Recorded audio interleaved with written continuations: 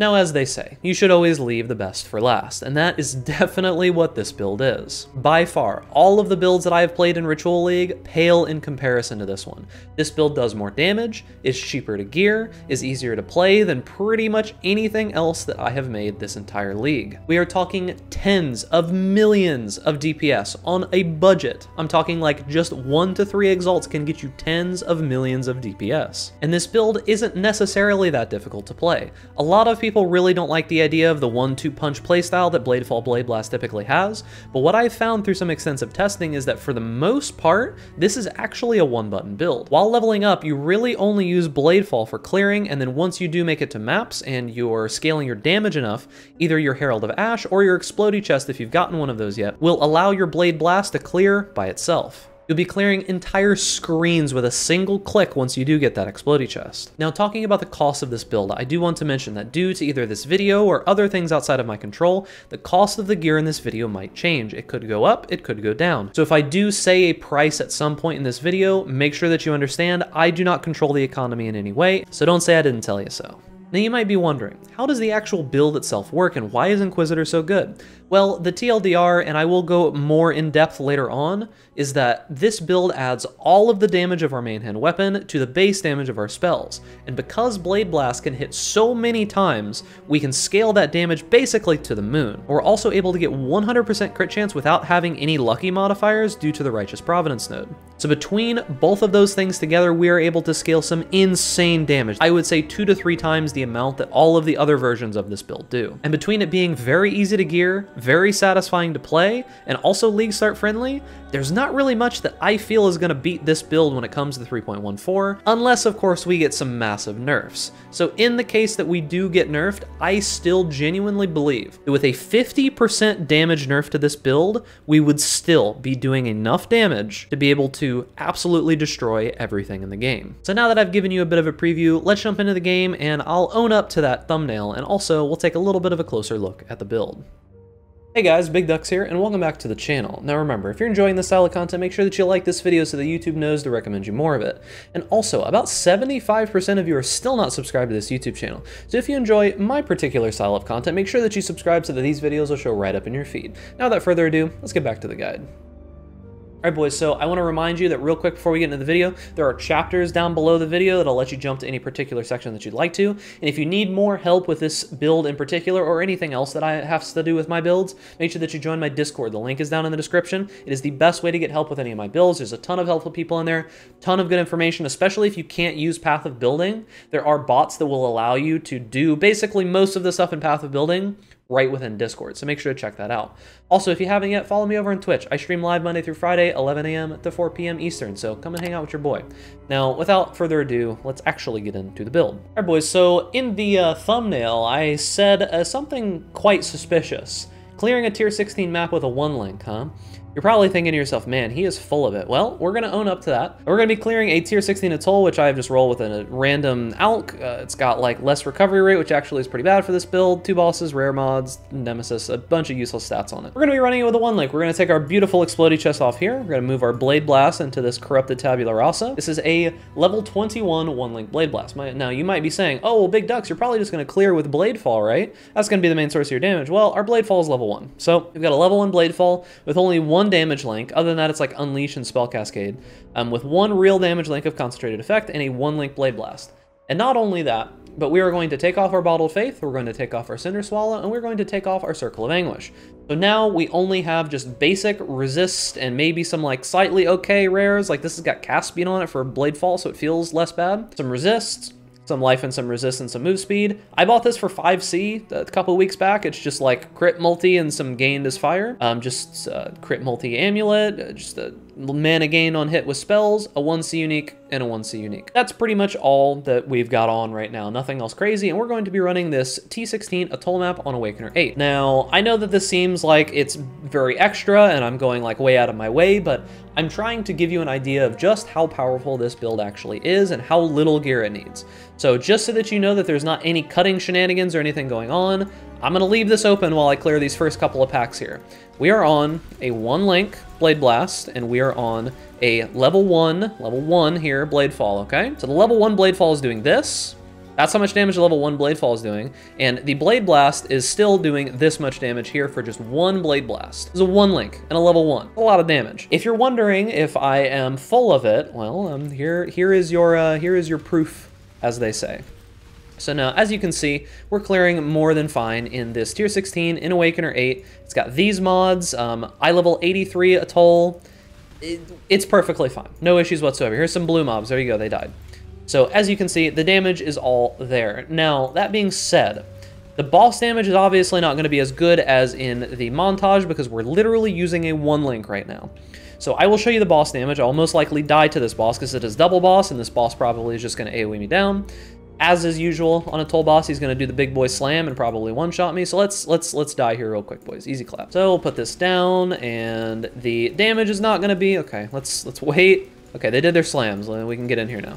So as you can see, the damage isn't great, but I mean, I don't think that damage is bad for a 1 link. If I'm being real with you boys, I don't think that damage is bad for a 1 link. A level 1 Blade Fall and a 1 link Blade Blast and a Tier 16 map with half of my gear, like half of my good stuff just not even on, I think that's pretty good.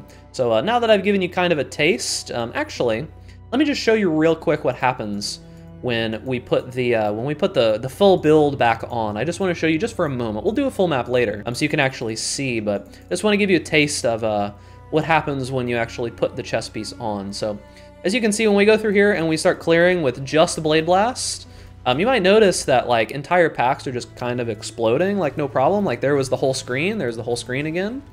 Yeah, so the build gets pretty good when you just start using, you know, actual links with your Blade Blast and you put the Exploding Chest on. Turns out the build's pretty good. Look at that. All right, we'll do more of that later. Either way, we got some stuff to talk about. So this build in particular is extremely powerful. I think it's the most powerful build that I played in this entire league without fail. This build was actually so strong that I think it kind of like broke me for the rest of the league, and anything I played after it was just, it just paled in comparison, honestly.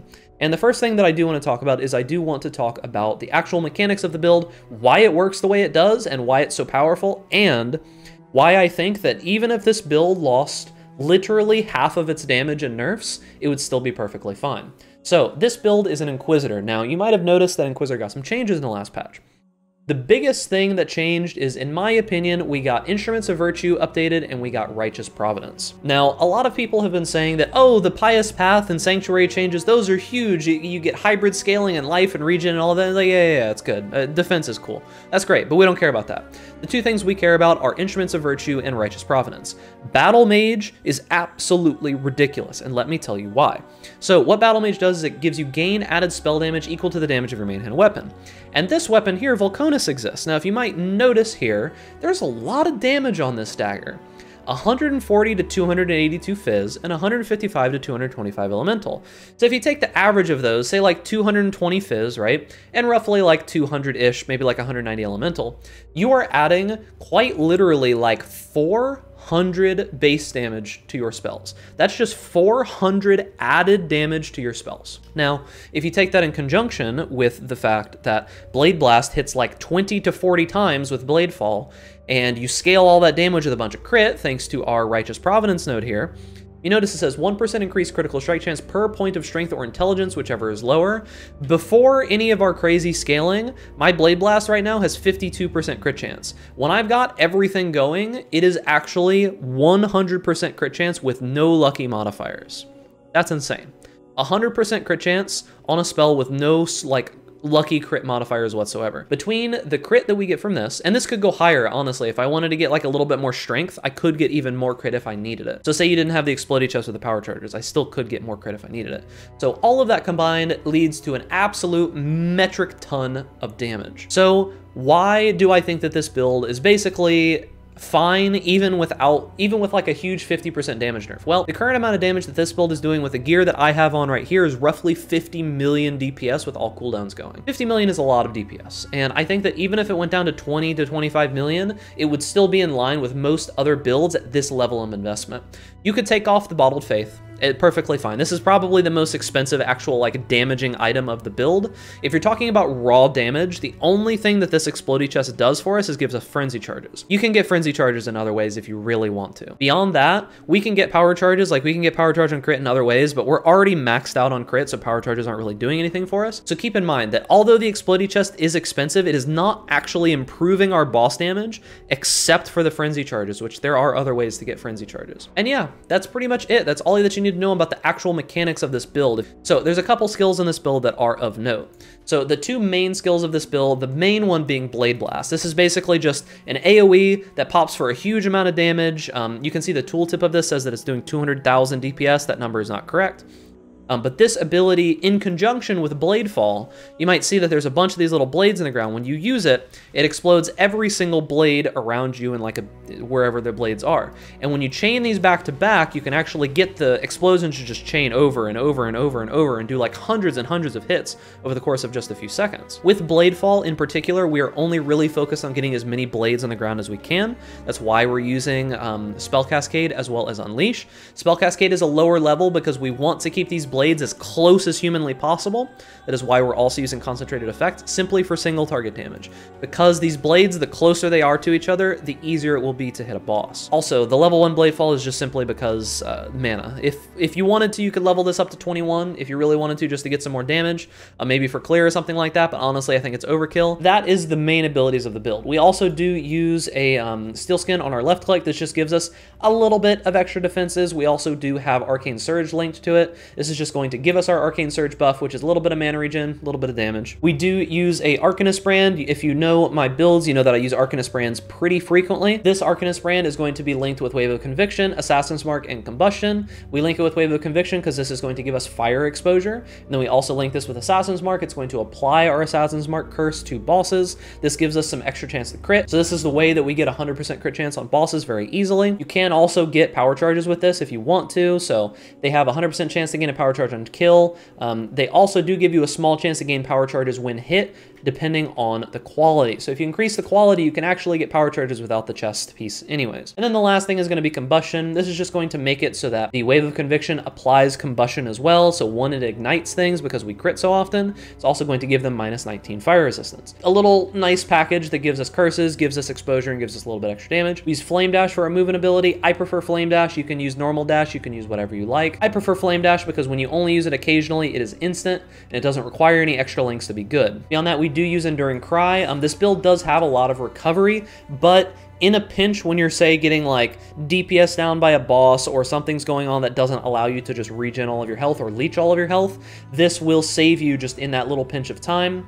And then the last thing is Righteous Fire. It's just a cooldown that we're going to be using for bosses mainly. The last thing to talk about is auras. We're currently running 4 auras. The first aura that we're going to be running is Zealotry. Zealotry is mainly because we're really looking to get Consecrated Ground under the enemy. That's the most important part of this. It does give us some crit chance. It does give us some spell damage, but we really want to be getting that Consecrated Ground underneath enemies because of our Ascendancy. You'll notice that on our Ascendancy, it says Consecrated Ground you create applies 15% increased damage taken, which is a 15% more damage multiplier. So we're really looking to get that Consecrated Ground under them. This is a very, very easy way to do that. We also do use Herald of Ash. This does give us some of that like pop effect that you can get if you don't have an explodey chest. You actually can clear with just Herald of Ash pretty easily later on. Gives us a bunch of extra physical damage as fire, and we do convert all of our physical damage to fire. We'll talk about that more in the skill tree. And then last is just Herald of Purity. This gives us a couple extra minions to tank for us. It gives us more physical damage, which is our main source of damage. And then I'm using a level 1 Vitality simply because I do have a Vitality Watcher's Eye here. You don't need this, however, it is very good.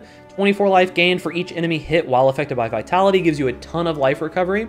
You can simply get this on a ring if you want to. You could get life gained when enemies are hit by your spells from a Shaper ring. I just personally like the Watcher's Eye. It's not insanely expensive, gives us a little bit of life, a little bit of energy shield, so it's not too bad there. And that is pretty much it for the skills.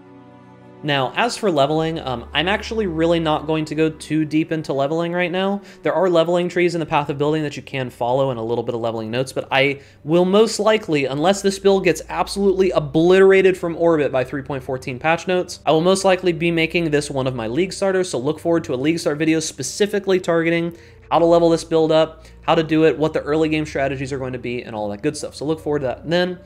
Just know leveling this build is easy. Leveling this build is amazing. When you do get Battle Mage, you can just use a big two-handed physical weapon, and it just adds like double to your damage. It's actually insane. I'll talk about it in the notes of the POB. The next thing then that we're going to talk about is the skill tree. The skill tree is a little interesting. There are some more nuanced parts of the skill tree in the leveling tree, so make sure to take a look at that in the path of building. But the way that the skill tree works is that we are mainly just focused on getting crit, life, and physical damage or fire damage and conversion of that. So first, let's talk about the Ascendancy. I talked about this a little bit in explaining the build, but I do want to talk about this in depth. The first node that you're going to get is Instruments of Virtue. The first two lines completely ignored. The only thing that really matters here is Battle Mage. Battle Mage is giving us added spell damage equal to the damage of our main hand weapon. So whatever is in your main hand, all of that damage that you see up at the top that says physical damage and elemental damage, all getting added to your spells. Quality does help here. However, anything extra on your gear that says like added physical damage or added elemental damage to attacks does not count. It is only the damage on the actual weapon itself. So quality or other things, I should honestly corrupt this to 30% quality because that would make this even better, but I forgot to do that. Either way, the main reason why this is so good is that huge amount of added damage. We'll talk more about the gear in a little bit. The next point that you're going to get is Sanctuary. Sanctuary is going to make it so that while enemies are in your consecrated ground, they take 15% increased damage, which means 15% more damage. It also says you have consecrated ground around you while stationary. Now you might notice I have this consecrated ground around me. However, this is not as useful as it might seem. The only reason that this is good is simply because of the next node, and I'll tell you that now. The next node is Pious Path. Consecrated ground you create causes life regeneration to also recover energy shield for you and allies. So what that means is that however much regeneration we are getting from our consecrated ground, which it looks like it's about 400, is also being applied to our energy shield. So we're getting 800 total regen at any given time. Now beyond that, we're also getting elemental immunity on that. And the most important line here is effects of consecrated ground you create linger for 4 seconds. What I want you to watch is this icon up here that says Consecrated Ground. Now you see when I start moving, you see how it gets a timer and then it just stays on us? So every single time that we move and use a spell or move and use a spell, we're stopping for a moment, which is giving us Consecrated Ground. So essentially this build has the effects of Consecrated Ground permanently. Unless you are running and using no abilities whatsoever for over 4 seconds, you've got Consecrated Ground permanently. Honestly, I think the Inquisitor Ascendancy got slept on a little bit this last league. It's really super powerful. I slept on it a little bit too, to be perfectly honest with you. I think it's really, really good. Now let's talk about the skill tree. So the main thing about the skill tree is that starting out, the starting tree is going to look a lot different than this tree. You head down here and you grab like this life and this conversion and unwavering stance and all of that. We're going to mainly talk about what we're really looking for out of the skill tree, and that is going to be, we're going to head over here to the left first. Going to come in here, grab this elemental damage, grab this life. We need lots of dexterity on this build. It's very important. This is going to give us a little bit of energy shield, a little bit of regeneration. Then we're going to head up through here over to the left here. This is going to give us a ton of damage. This is a lot of damage in a circle. Now the reason being is that we get damage penetrates, elemental resistance here, 50% increased elemental damage here, and then these nodes that give us fire and physical, or elemental and physical, both sides of that work for us because we're actually doing physical to elemental conversion. These nodes, when it says fire spells have 25% of physical damage converted and lightning spells have 25% of physical damage converted, these do not convert Blade Fall or Blade Blast. They are not lightning spells and they are not fire spells. They are physical spells, so keep in mind, these do not convert. The reason that these are good is because they have 24% increased damage for us, as well as gain 5% of physical as extra fire, and gain 5% of physical as extra lightning. That is a huge amount of damage. These are huge, massive nodes. And keep in mind, the gain of lightning, we still do get a little bit of it because of Avatar of Fire, converting 50% of lightning into fire damage. Beyond that, we're mainly looking for crit and life. You can see we get spell crit here, life here, we get spell crit here, life and mana. This is giving us a little bit of mana. It's not huge, but I do have a decent amount of mana regen in these nodes here. You can actually look for a couple pretty decent nodes that can pop out of this. Like this node can pop up, Ritual of Immolation, when you do have this, the Glorious Vanity Jewel. This Ritual of Immolation is really good. You could anoint this if you wanted to, or if you have it closer nearby. Soul Worship is also pretty good, like Spell Damage, Leeches, Energy Shield. Like, there's a lot of good stuff down here. It's just not as good as some other options, unfortunately. We do use a Intuitive Leap here. You can use an Unnatural Instinct here. I think that's the name of the jewel instead, the one that gives you all the small passives here instead, because these small passives are really, really good around here. Like, you can get, like, curse effect, you can get damage while you have a herald, reduce mana reservation, mana, a whole bunch of stuff. But we're using it intuitively because it's cheaper. This is reducing the cost of our heralds, giving us a little bit more damage for each herald. We're getting some mana and some damage here from Prodigal Perfection, some AoE, just a bunch of good stuff here. We don't take instability because we don't need more crit. I know that seems crazy, but we don't need more crit. And then over on the right side of the tree, we grab a little bit of cast speed just to supplement what we have.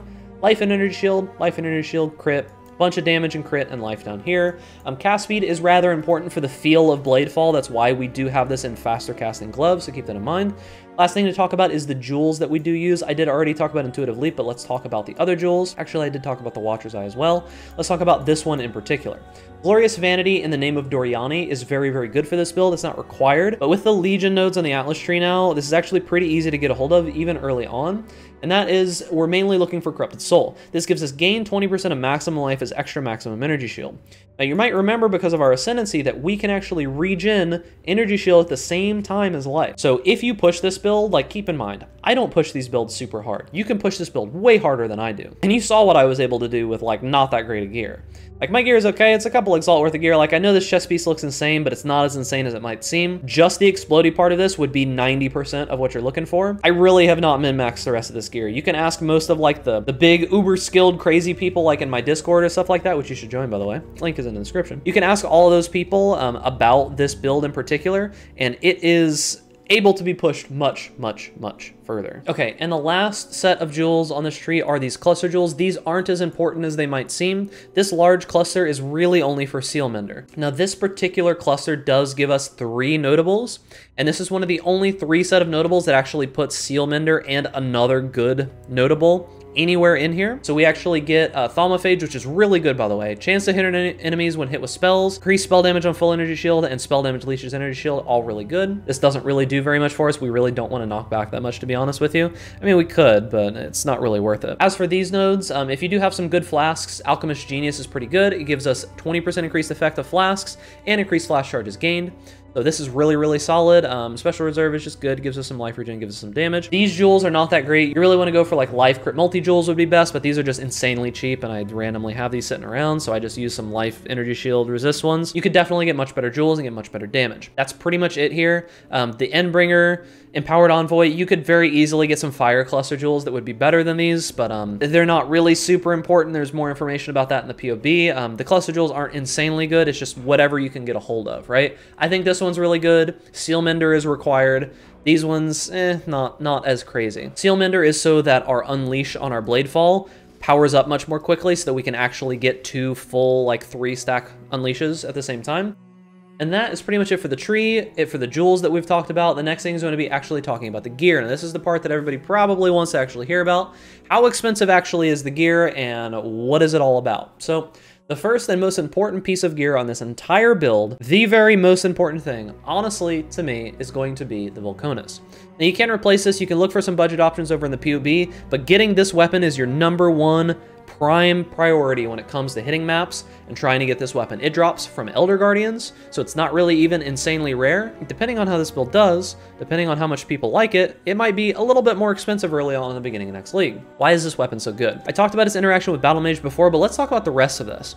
So beyond that, down here, you're going to notice that it gives increased fire damage with hits and ailments against bleeding enemies. We can't actually bleed very easily, not worth our time. But the next line says increased physical damage with hits and ailments against ignited enemies. So we get increased physical damage on our physical spells, which then gets converted against ignited enemies because we're going to make sure that we're igniting with Combustion Wave of Conviction. Also, our Bladefall can ignite. And beyond that, it says 185% increased critical strike chance while you have Avatar of Fire. And it says 50% of physical damage converted to fire while you have Avatar of Fire. Now, I know you see that line that says every 8 seconds gain Avatar of Fire for 4 seconds, and you see the part that says 2,000 armor while you do not have Avatar of Fire. Well, if you just take Avatar of Fire on the tree, you just always have Avatar of Fire. So you don't actually have to like worry about any of that. You just get the benefits and none of the downsides. This is insane. It gives us the other half of our conversion. This gives us 100% of physical damage converted to fire, allowing us to scale our damage. This is the main like centerpiece of the build. It's insanely good. Make sure that you quality it to 30 like I did not. The other things to talk about are going to be the helmet. Crown of the Inward Eye is really good because it gives us a bunch of life, a bunch of mana, a bunch of energy shield, a bunch of base armor energy shield, and it does give us Transfiguration of Soul, Body, and Mind. What you can notice here is that Transfiguration of Soul is giving us increases and reductions to the maximum maximum energy shield also apply to spell damage at 30% of their value. We get a pretty decent amount of energy shield scaling, whether it be through things like this node here, or these nodes, or these nodes. So 30% of that is going into damage. Also on top of that, it does say Transfiguration of Mind. Increases and reductions to maximum mana also apply to damage at 30% of their values. We get some mana here, we get some mana here, so we get a decent amount of mana as well. Quite a bit. This is like 15% max mana, this is 15% max mana, this is 12% max mana, 8%, 8%. That's quite a bit of damage. So also, the 21% increased maximum life mana and energy shell on here also applies to that, so it's just a pretty good helmet in general. Next thing I want to talk about is the Explodey chest. Now keep in mind, this is not required. I showed you earlier in the video it's not required. However, when you get this Explodey chest, the build goes into overdrive. You just need the Explodey. The Frenzy, the 6 white, all that stuff is not necessary whatsoever. You just need the Explodey, because at that point, you can simply just cast Blade Blast and clear completely fine with it. I'll show you more about that later. As for this chest piece, you really genuinely don't need it. You're not going to be able to make a chest piece like this next league. You're really just going to go for a simple Explodey chest. You can do Explodey plus Frenzy with an Awakener Orb. That's actually what I did here. That's still going to be viable next league. So you can Awakener Orb a Frenzy charge chest piece onto an Explodey chest piece and then just leave it as is. You don't even need the gain power charge and critical strike. We're already crit capped anyways. This is very nice for clear. Next thing I want to talk about is going to be the Circle of Anguish. This is very good. You don't need this ring. It's very good though. I recommend that you get the one with the Herald of Ash buff effect. It is a ton of extra damage because we gain extra percent of physical as fire among all the other things that Herald of Ash does. That's pretty much it for this. Just has some good stats. Don't worry about the implicits. Those are just the ones that happen to be on this one when I bought it. The other ring, you can get pretty much whatever you like here. The mana gain on each enemy hit by your spells does help you sustain mana a little bit on bosses. You can go for that if you like. If you don't need it because you're better at using mana flask than I am, you can get some life gain for each enemy hit by your spells. That's pretty good. Our belt is just resists. You could do a much better job on your belt. The belt that we're using is literally just life and resist. You could get an abyss belt with a whole bunch of really good things on it. More about that in the POB. Gloves are actually a little important. We do use faster casting, so we can link our blade fall as a 5 link. The faster casting here does make it feel substantially better to play with. Cast speed is very, very nice for this build, just for the play style and feel. Next thing is the amulet. You could do much better on the amulet. The anointment is Light Eater. You'll see that it does spell damage, leeches, energy shield. Just a good way for us to get some energy shield leech. And then also just some dex, some life, some mana, some resist. Global crit strike multi is good, plus the level of gems is really good. You could do much better here. You could also do an Ol's Uprising with Zealotry for free. That would make it so that you could run another aura, which would be pretty solid. Next thing is going to be the boots. Movement speed, life, resist, maybe some strength. That's pretty much all that you need on the boots, nothing special. And then the offhand. The offhand is honestly one of the places where you can really, really scale the damage of this build. I bought this for 5C and I crafted fire damage on it. It's worked perfectly fine for me. But gain to physical is extra fire or cold. Global crit strike multiplier, fire damage, all those things are very, very good for this. You can check in the path of building. There's an insane one that you can look at that people can make, like elemental damage pin, crit multi when enemies are nearby, and all kinds of other cool stuff. That's pretty much it for the gear itself. As for the flasks, I know that I'm using a silver flask, and I also have a silver flask here. I was just lazy. You should probably use a quartz flask or a basalt flask or something else. The correct information is always in the POB. Check that one out. We are using Bottled Church here. This is a very, very good flask. I found this one. That's why I've been using it this whole time. Otherwise, I probably wouldn't have bought one. It puts a giant AoE of Consecrated Ground, and as you know, Consecrated Ground is really good for this build. It increases our base crit chance. It gives us 10% increased damage taken by enemies. Just an insanely good flask in general. Cinder Swallow Urn, it gives us a bunch of recovery when we kill enemies. We do ignite, so we gain the 10% increased damage against enemies that are ignited. So this is 10% more damage. This is a bunch of recovery, and we got some movement speed and some chance to avoid being stunned. Pretty good flask. And then last is going to be an Enduring Eternal Mana Flask of Quickening. You don't need the of Quickening, but cast speed is really nice for this build if you remember. So if you can get this one, use it. Enduring is very good because you can use it, and then it will just last even though your mana is full. Will keep you topped off pretty much constantly. That is pretty much it for the gear. I've gone over the jewels, I've gone over the clusters, I've gone over all the gear that we actually use. So let's move on to the next section, which is going to be actually showing you guys a full map. So as you might notice, I have a exclamation point here, and I've got one chance to do this. We've got a Drox. I don't know what tier this Drox is. I have no idea.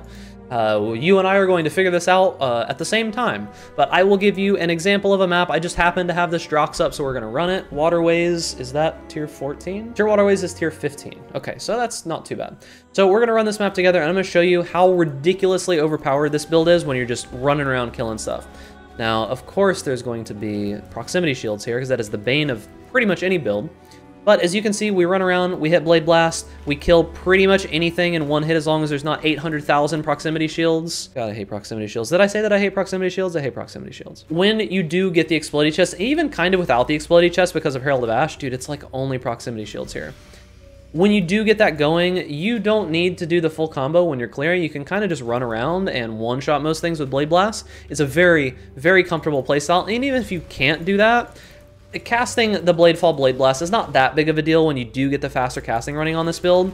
It doesn't take that much time. Our cast speed gives us like a 0.25 cast time. Yeah, 0.29 and 0.24 on our Bladefall and our Blade Blast, so it's really not that big of a deal to cast. But as you can see, the build is very, very powerful, especially when you get good gear. It does insanely good damage. We're not going to use any cooldowns here. We're just going to kill this boss so we can save him for the big boy. We're going to go into Drox, one of my least favorite Conquerors, if not my least favorite Conqueror, because he does like some stuff that makes him, you know, immune to damage. So we're going to push him through without using any cooldowns. Then we're going to pop everything on him right here and see what happens. So let's pop all our cooldowns, hit all our stuff, and see if we can do some damage to this big boy. Alright, goodbye, Drox. Nice knowing you. So, that's a map, that's a Conqueror. You can see the damage this build is able to do. The build is very fun, easily one of the most powerful builds that I've ever played in the entire time that I've played Path of Exile. I highly suggest that if you're worried about this build being nerfed in 3.14, play it now. It's insanely strong. I can't even like begin to tell you how like powerful this build is. Easily one of the best builds that I have ever played. So now we're going to jump into the path of building so I can go over a little bit more of the nitty gritty, some of the things that you should know about it. We'll go in depth there, and that's pretty much it for this build. So let's go ahead and jump over into there now. Alright boys, so now that we're over here in the path of building, remember as always, there is a bunch to go over here.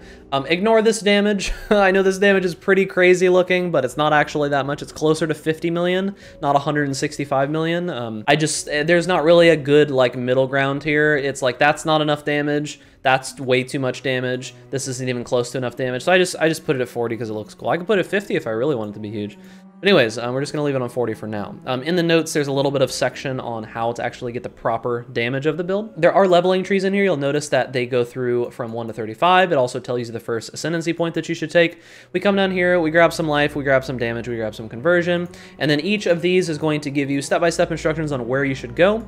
I've done it a little bit differently this time. We have the skill point quest section separated. When you do your skill points, you can fill in all those points there, and then before that, it also does have the ones that you take before it. And then we have the in-game transition where you're going to be moving out of these points and moving more towards into like cluster jewels and all of your gems and stuff like that. And then once again, the final tree. Now beyond that, we do have skills. I have once again updated the skills a little bit more this time. I'm trying to get better at this as time goes on.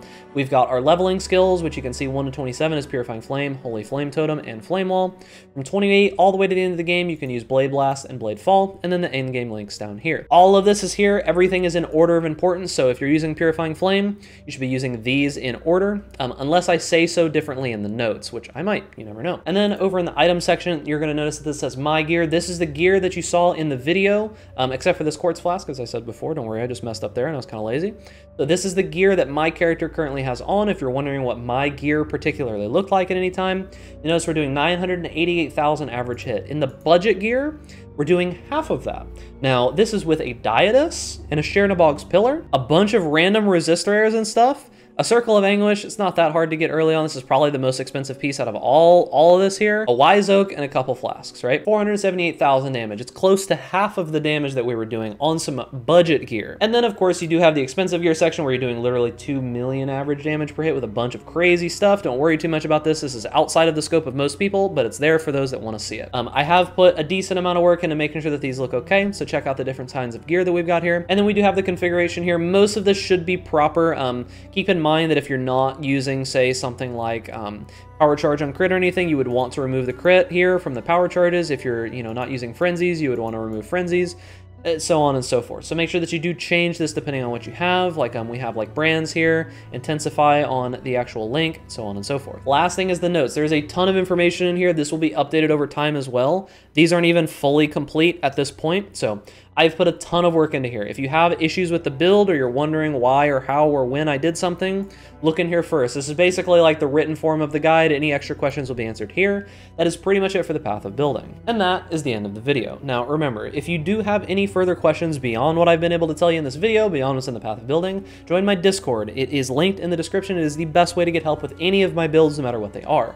Also, if you haven't already, make sure that you follow me over on Twitch. Best place to come and hang out with your boy and see what maybe new builds that I'm playing and get a sneak peek on some of the new crazy stuff that we're going to be doing. And not to overload you with too much social media, but make sure that you follow me on Twitter at @big_ducks. I've been talking a lot more over on Twitter. And beyond that, there's not really much else to say. This build was absolutely insane. The best build that I've made this entire league, and easily one of the best builds that I have ever played. It's insane how much damage this build does for so little gear.